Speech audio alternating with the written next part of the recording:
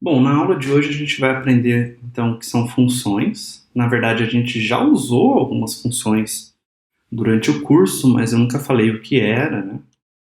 Isso vai ficar claro daqui a pouco. Então, na matemática, o que é uma função?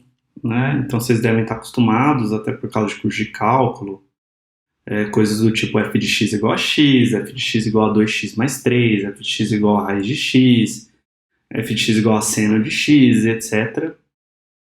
Né? E a função na matemática é uma relação entre dois conjuntos. Você tem um conjunto x, um conjunto y. Nesses meus exemplos, os dois conjuntos são os números reais, né? Mas a gente pode ter funções de conjuntos diferentes, né? De um conjunto x diferente no conjunto y. E o que a gente tem aqui para cada xzinho nesse x, cada elemento desse meu conjunto x, eu tenho um único valor y, yzinho do y, que está relacionado com esse x, né? Então a gente escreve isso dizendo que f de x é igual a y, né? Então sempre que eu te passar o valor x, a resposta vai ser esse valor y. Né? Então, por exemplo, sempre que eu te passar o valor zero para essa função f de x igual a 2x mais 3, a resposta sempre vai ser 3. Sempre que eu passar 1 para essa função, a resposta vai ser 5, e assim por diante. Então, a gente escreve que essa função, a função que vai de x em y, né? E uma coisa importante de se notar é que x não precisa ser um único valor, né? A sua função não precisa receber um único valor aqui para calcular o seu y. Né? Então você pode ter funções, por exemplo, f de x1, x2, que te dá x1 mais x2. Né? Ou f de ABC, que te dá a vezes b vezes c. Né? Então você pode receber vários valores aqui entre parênteses, né? Então, em suma, o x ele pode ser o produto cartesiano de outros conjuntos. Né? E o y também não precisa ser um único valor, apesar de a gente estar muito acostumado a ver funções como essas aqui de cima, né? A gente também tem funções como essa, por exemplo, dado x1 e x2, o resultado é um vetor, que a primeira posição é 2x1 e a segunda posição é 3x2. Né? Ou então que recebe um único valor mesmo e devolve um vetor com 3 posições, por exemplo, x, x quadrado, x ao cubo, tá? E assim por diante. Então até a nossa resposta não precisa ser um único valor, né? Ou seja, o y ele pode ser o produto cartesiano de outros conjuntos também, né? Mas no final das contas o resultado é um único vetor, né? Então não é um único valor em si, né? Que a gente está devolvendo. A gente está calculando dois valores, mas é um único vetor, tá? Então a computação vai usar esse conceito de que uma única coisa é calculada por uma função. Informalmente, essa função f é uma receita, ela diz pra gente como calcular um certo y, né, que é o nosso f de x, a partir desse x. Ou seja, a gente está falando como obter uma saída, que é o y, a partir de uma entrada, que é o x. Tá? Então isso é um cômputo, né? E a computação vai usar, então, esse conceito na hora da gente programar. Tá? Então, como que é a função na programação? O conceito é bem parecido. Tá? A gente tem um conjunto de dados de entrada, né? A gente tem esses dados que vão ser passados por uma função. Então, o mesmo papel daquele x na função f que vai de x para y. E a gente chama eles de parâmetros da função. Esses valores que estão sendo passados para a função. E aí a gente tem as instruções, né, as linhas de código, de fato, de como calcular uma resposta.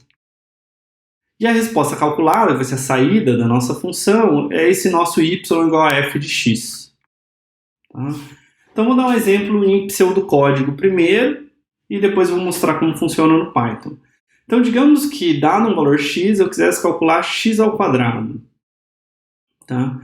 Então, a gente escreveria algo do tipo quadrado x. Então, eu estou definindo uma função aqui que chama quadrado e que ela recebe como parâmetro o valor x e aí ela devolve x vezes x, né? Porque x é o quadrado.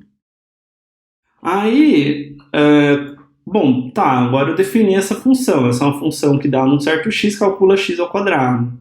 Então, no pseudocódigo, eu poderia escrever algo do tipo leia n, lê o número, né? E agora imprima quadrado n. Então, se você escrever leia n, a pessoa digitar 3, vai imprimir quadrado 3. Quadrado 3 significa que eu vou vir executar essa função aqui com x valendo 3. Então, eu vou devolver 3 vezes 3, 9, né? E aí eu vou imprimir 9. Tá? Esse devolva é essa ideia de que qual é o resultado que foi calculado. Tá?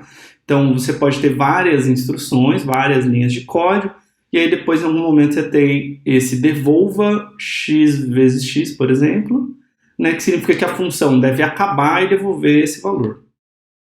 Um exemplo um pouco mais complicado é calcular o valor absoluto de um número. Tá? Até porque essa função aqui eu podia simplesmente ter substituído por imprima x vezes x. Agora, essa função aqui, absoluto x, então é uma função que chama absoluto, recebe um único parâmetro chamado x, né? E ela olha, se x for maior ou igual a zero, devolve x, se não, ela devolve menos x, né? Se o número for maior ou igual a zero, eu quero devolver ele mesmo. Se o número for menor que zero, eu quero negar ele, então ele vai virar um número positivo para eu devolver, né? Então essa é a função absoluto da matemática. E aí, da mesma forma, eu poderia chamar a função aqui, né? Leia n, imprima absoluto de n. Outra função mais complicada, a gente já viu isso, né? Soma dos dígitos na base 10 de um número x. Tá? Então, aqui é um exemplo de uma função um pouco maior. E essa função, então, chama soma dos dígitos, recebe x. Tem uma variável chamada soma, que eu estou colocando ela como zero no começo. E aí, enquanto esse x for maior que zero, eu somo o último dígito de x nessa variável soma e eu divido x por 10, né, e guardo em x. Né, isso aqui é divisão inteira. Tá? Como aqui eu estou fazendo pseudocódigo, né, eu não vou usar uma barra aqui, que lá é exclusivo do Python. Quer dizer, é uma coisa do Python, né? Então, pseudocódigo, estou avisando que isso é uma divisão inteira. E aí, depois que esse enquanto terminar, a gente vai devolver soma. Tá? Então, note essa palavra-chave aqui, devolva, ela está falando que a função acaba e devolve um valor que foi calculado. Né? Nesse caso, na linha 6, a gente devolve soma. Aqui, na função absoluto, a gente tem duas palavras devolva, dependendo do caso que acontecer. Se a gente cair na linha 3, eu quero que a função devolva o valor de x. Se cair na linha 5, eu quero que devolva o valor de menos x. Tá? Então, esse devolva significa o resultado que foi calculado pela função. Vamos ver como fica isso no Python.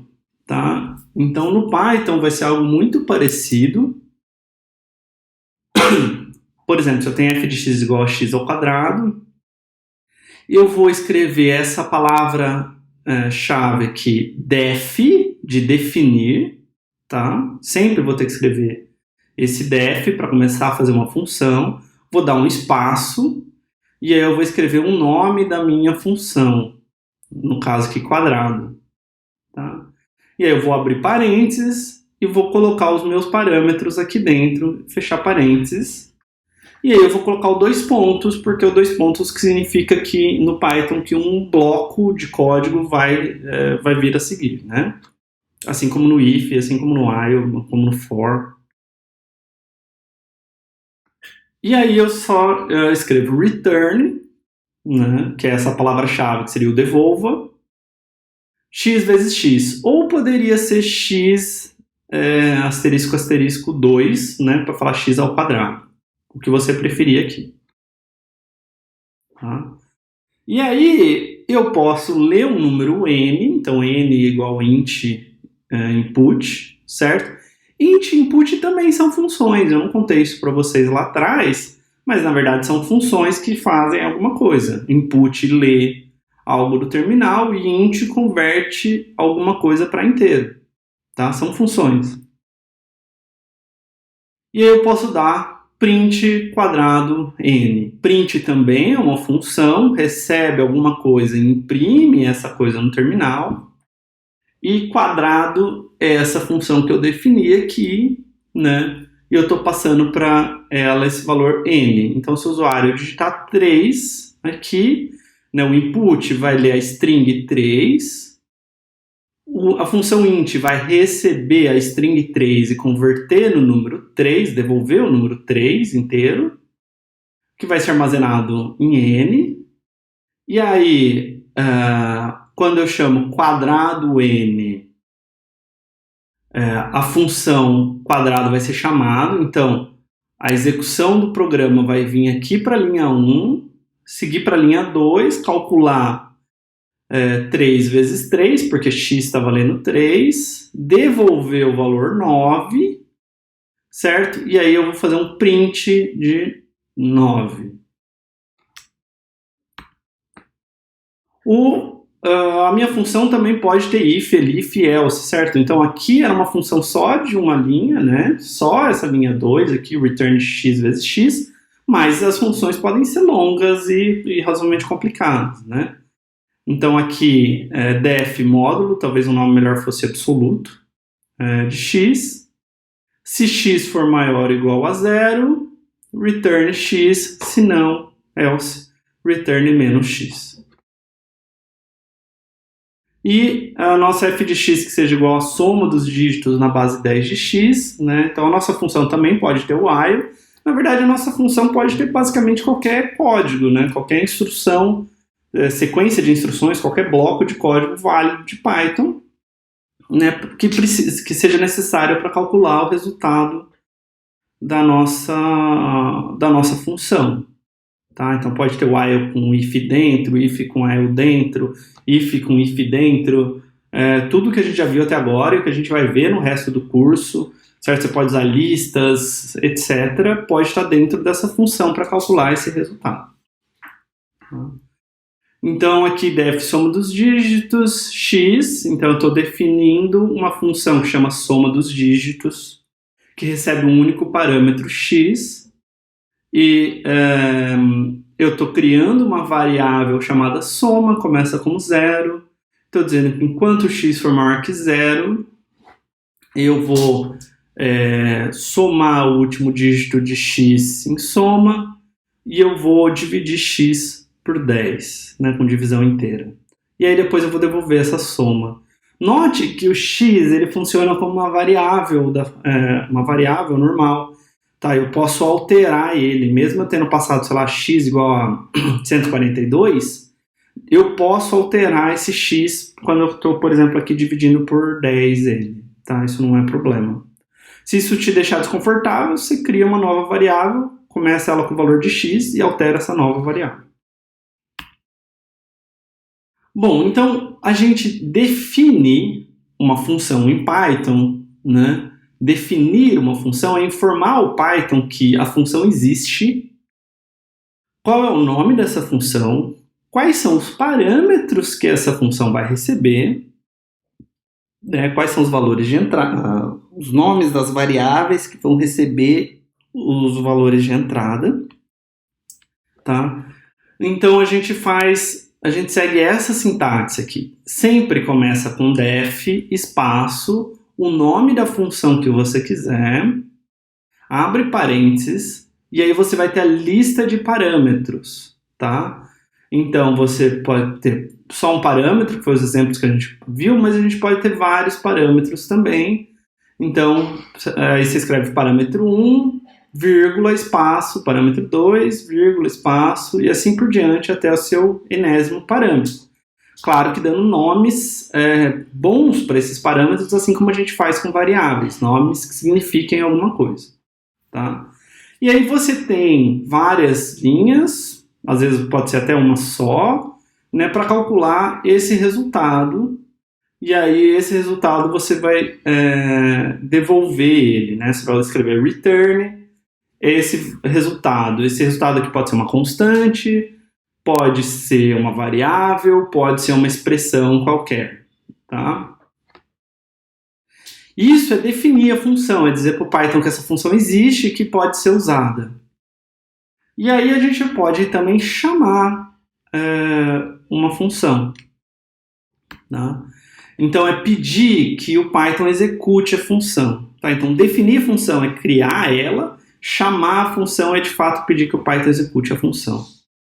Tá? E aí, quando o Python está lá executando o seu código linha por linha, na hora que ele vê a chamada de função, a execução para naquela linha que você estava e vai para executar a função, né? E aí depois ele retorna para onde ele estava. Tá? Ele continua de onde ele estava. Tá? Então, para você chamar uma função é algo desse tipo. Quando você escrever nome da função, abre parênteses, e passar os valores dos parâmetros separado por vírgula, ele vai executar essa função e te devolver um resultado. E aí esse resultado você vai querer guardar provavelmente numa variável, ou fazer uma conta com ele, ou imprimir ele, fazer alguma coisa com o resultado dessa função. Tá? O valor passado por parâmetro pode vir de uma constante, variável ou expressão. Tá? Então aqui você pode passar, vou passar constante 2, ou passar string olá, mas também pode ser, eu vou passar uma conta mais complicada aqui, eu vou passar o valor de uma variável x que eu tenho, qualquer coisa do tipo. Tá? E a ordem dos valores é extremamente importante. O Python vai pegar esse valor 1 e casar com esse parâmetro 1. Então ele vai pegar esse valor 1 e carregar nessa variável chamada parâmetro 1. Vai pegar esse valor 2 e carregar em parâmetro 2. Se você embaralhar a ordem dos valores aqui, você vai chamar a função ainda, só que o Python vai seguir essa regra, e aí o resultado que você vai ter, o erro que você vai ter, você pode ter um erro ou você pode ter um resultado que não é o que você esperava. Tá? Então vamos ver um exemplo de um código completo que usa duas funções e faz alguma coisa razoavelmente útil. Tá? Então a gente na linha 1 a 5, a gente está definindo uma função que é chamada lelista. Então a gente está definindo aqui def lelista n, ela recebe um único parâmetro n, certo? 2 pontos. E aí eu estou fazendo um código aqui que lê uma lista de números float. Tá? Então eu tenho uma lista que começa vazia. E aí para i no range de n, né? Então i de 0 até n menos 1, eu vou fazer um lista.append de um float de um input. Então o input vai ler uma string, float vai converter essa string para float, e aí eu estou adicionando isso no final dessa lista. Tá? E aí no final eu devolvo essa lista. Tá? Então note que eu não preciso devolver um número inteiro, uma string, um float, eu posso devolver uma lista, por exemplo. Tá? Posso devolver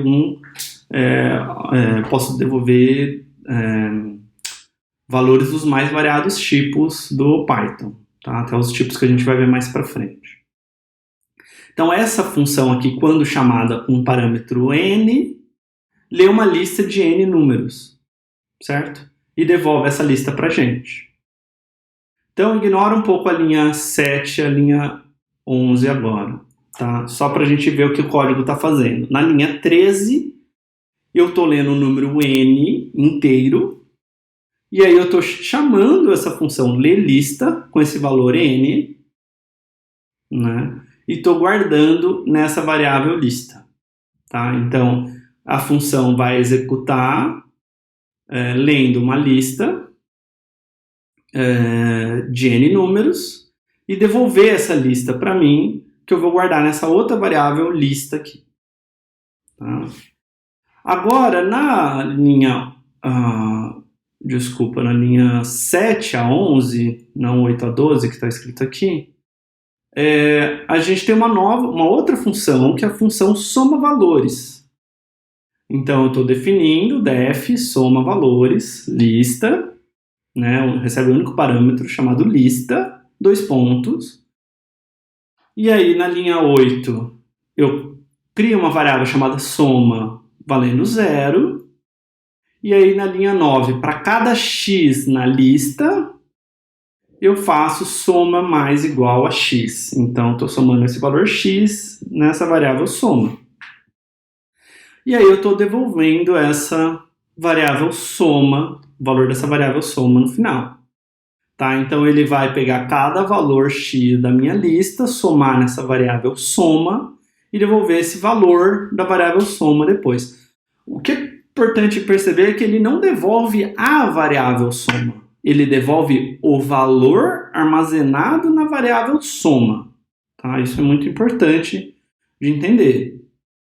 Ele sempre devolve um valor, nunca uma variável. Tá?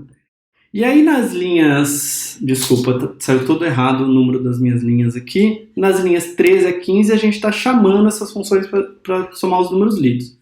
Então a gente já viu a linha 13 e a linha 14. E agora na linha 15 eu estou chamando essa variável soma valores com essa variável lista aqui. Certo? Isso vai me dar um valor da soma desses elementos.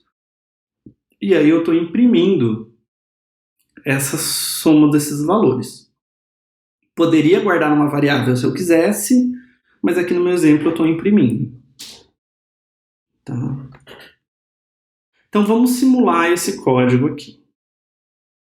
Tá? Então eu estou aqui nesse código,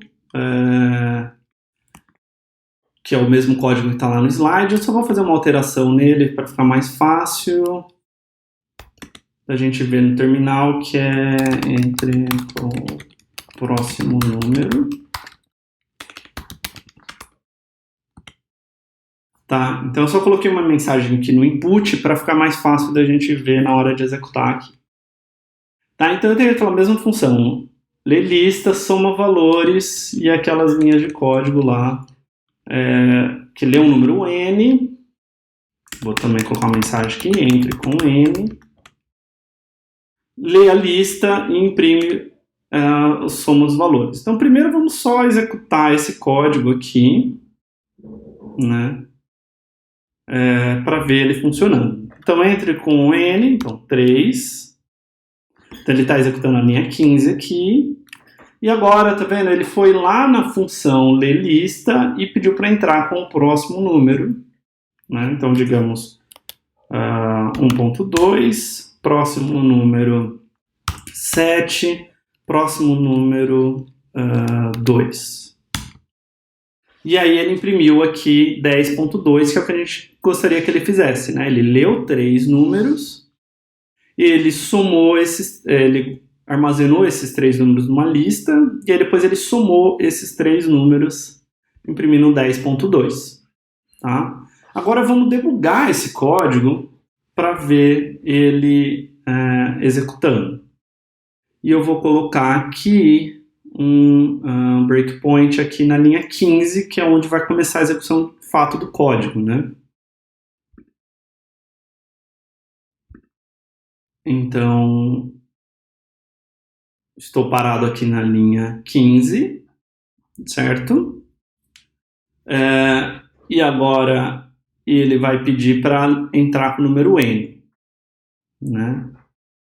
Então, eu vou apertar aquela setinha, né? Lá em cima, que é o step over, e hoje eu vou explicar um pouco sobre isso.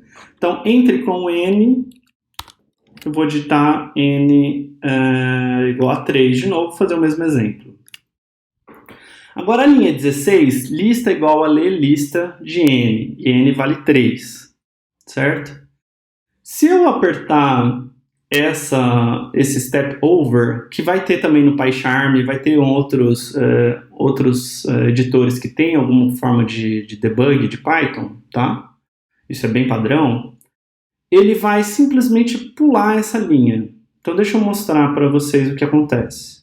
Então apertei step over, ele começou a pedir números para eu escrever e ele não foi lá na função executar de nenhuma... Ele está executando a função, mas ele não está executando a função linha a linha, tá? Então posso escrever 1.2, 7 e 2. E aí quando ele terminar de executar a função lerLista, então ele terminou de executar a linha 16, né? E a minha lista, dá para vocês verem ali, que vale 1.2, 7 e 2, né? Ele foi para a linha 17. Então esse step over significa andar de linha em linha, sem entrar dentro das funções, tá? Então eu vou dar mais um step over aqui para vocês verem o que acontece. Imprimiu 10.2 e acabou, tá? Isso é útil em alguns momentos, né? Mas em alguns outros momentos você quer executar de fato a função. Você quer debugar a função, linha a linha, tá? Então, ele vai pedir para entrar com N, estou digitando como 3. Agora, se eu apertar esse step into, tá? Isso então, isso daqui era um passo por cima da função. Esse é um passo para dentro da função. Então, se eu apertar esse cara aqui, ele vai entrar na lista, no lerLista, tá? E agora ele está executando esse código aqui. Então, note que está parado aqui na linha 16 para executar agora a linha 2, né? Então, agora eu posso ir andando, lista 2, lista igual a vazio, para cada i no range de n, e eu vou ler o próximo número, tá? Então, entre o próximo número...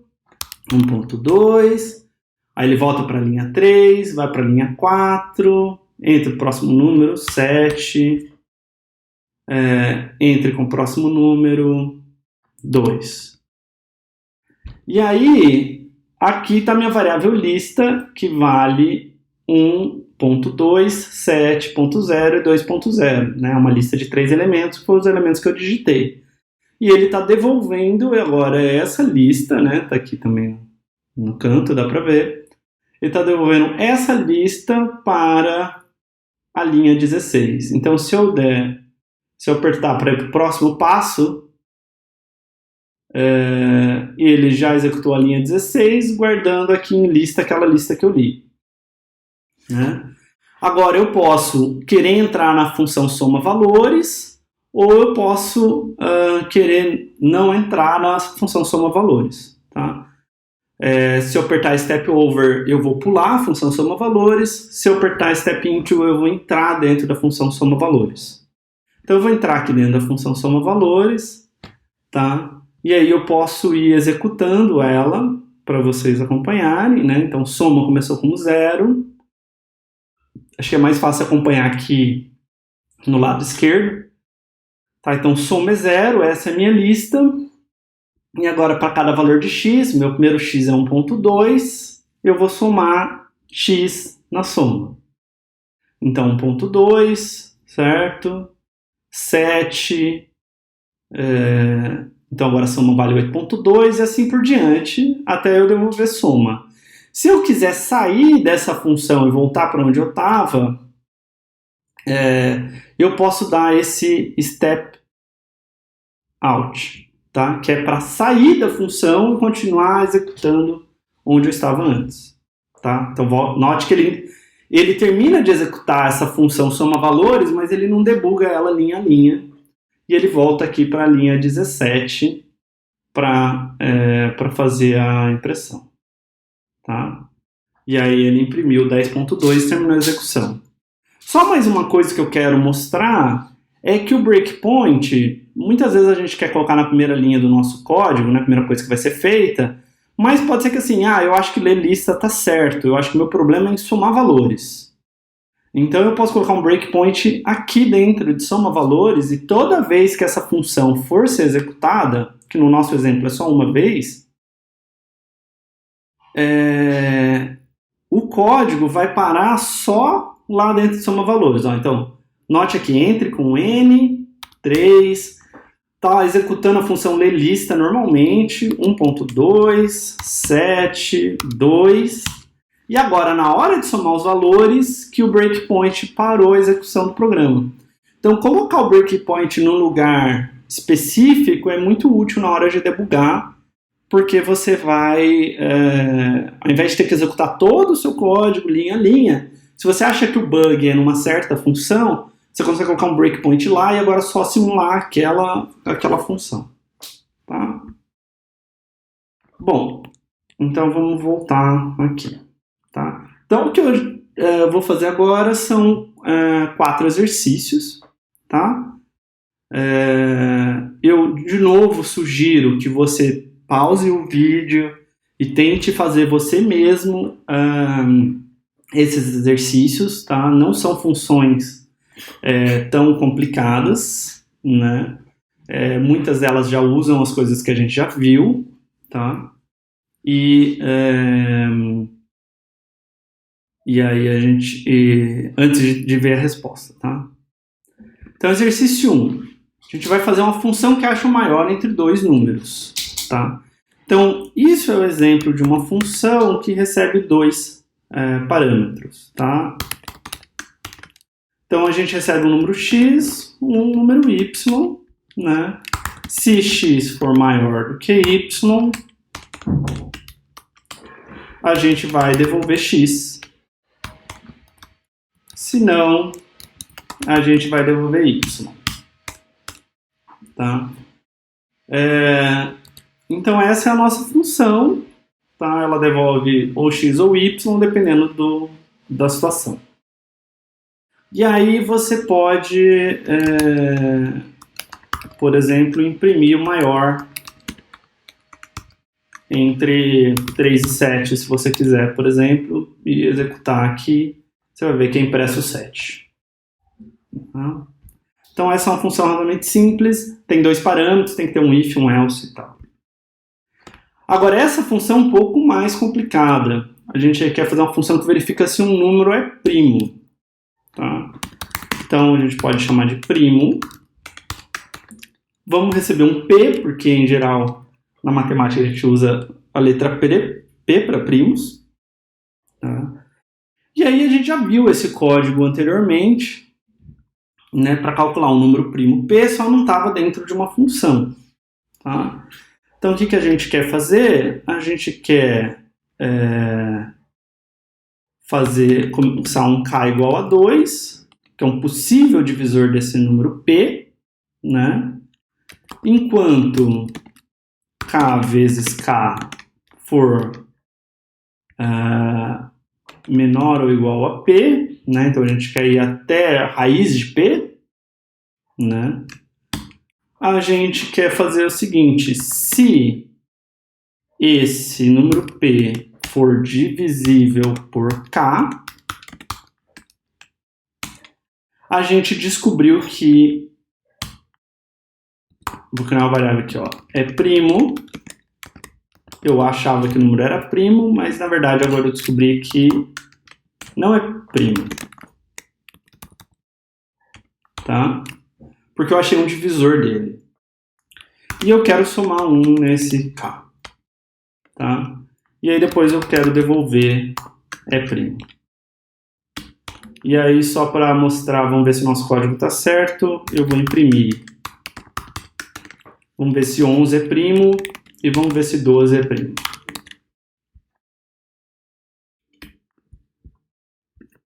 Tá? Então ele imprimiu true para 11, false para 12. Tá?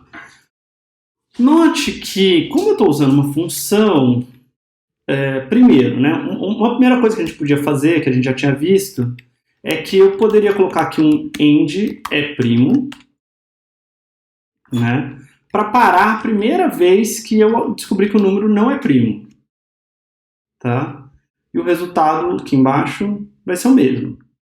Né?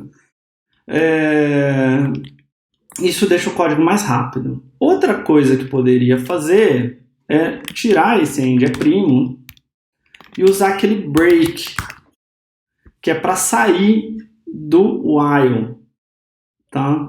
Da linha 6. Mesma coisa, vai dar o mesmo resultado, tudo bem. Mas como a gente está numa função, quando a gente executa essa linha 8, a gente já sabe que o número não é primo. Então a gente poderia simplesmente devolver false, né? Tá? Então eu descobri que o número não é primo, devolvo false. E eu nem preciso agora dessa variável é primo, porque eu sei que se eu cheguei nessa linha aqui, eu nunca devolvi false. Então é porque o número é primo. Tá? Então você pode ver que ele imprime o mesmo resultado, né? E a gente pode até debugar aqui só para vocês verem um pouco melhor.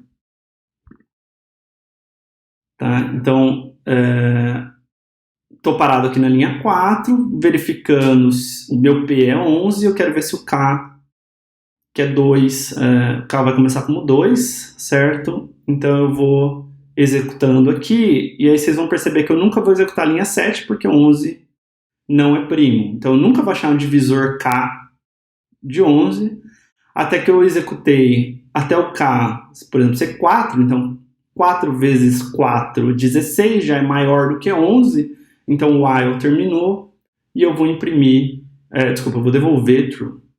Tá? Agora, para 12, vou colocar K igual a 2, eu entro, vejo que 2 divide 12, e aí eu vou devolver false. Tá? Bom, terceiro exercício. Esse terceiro exercício é o seguinte, eu quero uma função que recebe uma lista e devolve uma nova lista invertida. Então, vou chamar de invert, recebe uma única lista, certo? E aí a gente tem que pensar como que a gente faz isso, né? Então, o que eu quero fazer é pegar o último elemento dessa lista e colocar na minha na minha nova lista. Então, eu vou chamar de nova lista aqui. Ela começa vazia, né? E aí o que eu quero fazer? Eu quero pegar o último elemento da lista, colocar na primeira posição de nova lista. O penúltimo e colocar na segunda posição de nova lista. E assim por diante. Então, o que eu posso fazer é um for i no range, certo? Eu quero que o range comece em len. Então, len, lembrando, ele dá o tamanho da lista, tá? Então, len de lista vai me dar o número de elementos que tem na lista. Por exemplo, se a lista tiver 10 elementos, len de lista vai me dar 10. Só que o último elemento da lista não está na posição 10, está na posição 9, porque a gente conta a partir de 0. Então, len de lista menos 1, certo?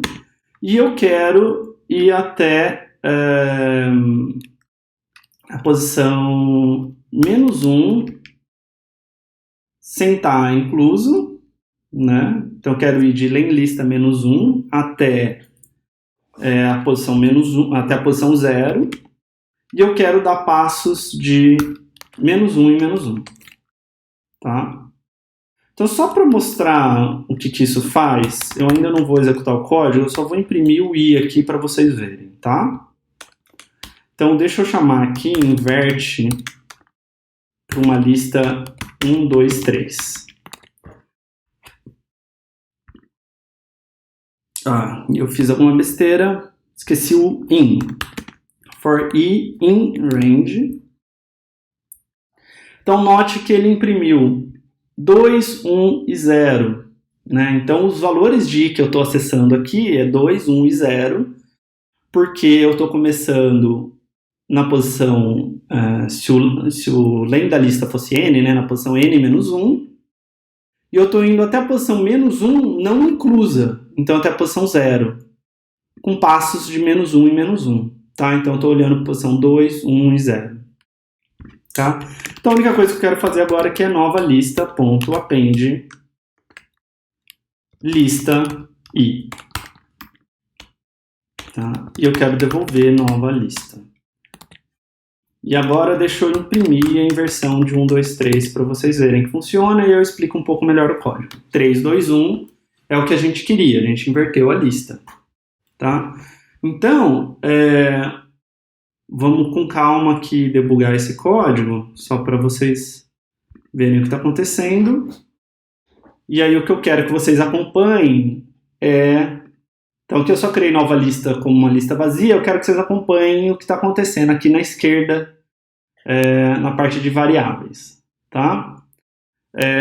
Então meu len lista a gente sabe que vale 3, certo? Então 3 menos 1, 2. Então um range de 2 até menos 1 não incluso, com passos de menos 1 em menos 1, né?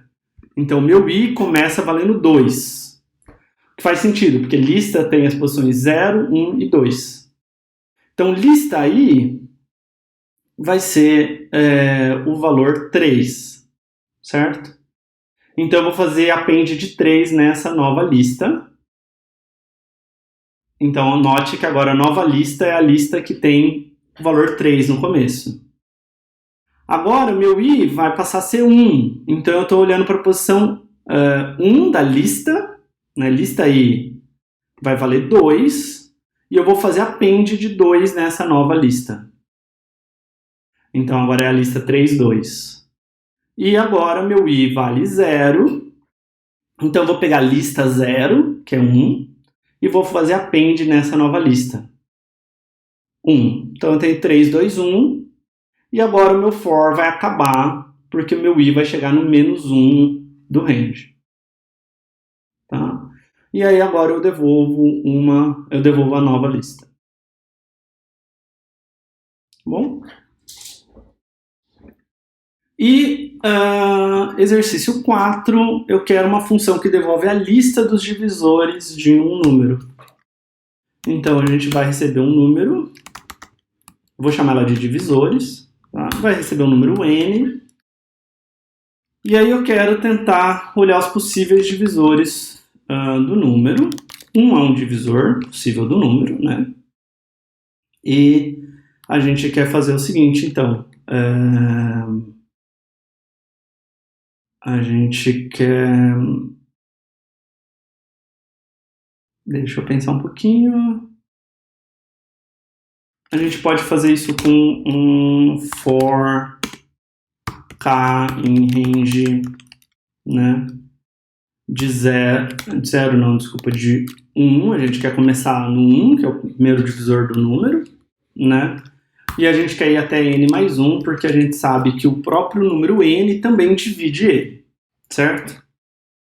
Eu vou precisar de uma lista aqui, né, dos divisores, e aí eu vou fazer o seguinte: se n for divisível por k, eu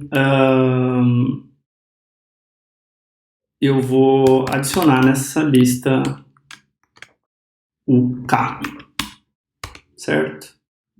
E aí eu devolvo essa lista. Então, se a gente pedir os divisores de, sei lá, 1, 2, 3... a gente vê que 1 divide 123, 3 divide 123, 41 divide 123 e 123 divide 123. Tá? Bom, então esses são exemplos de funções mais simples, e aí no próximo vídeo eu vou começar a trazer outros conteúdos mais complexos.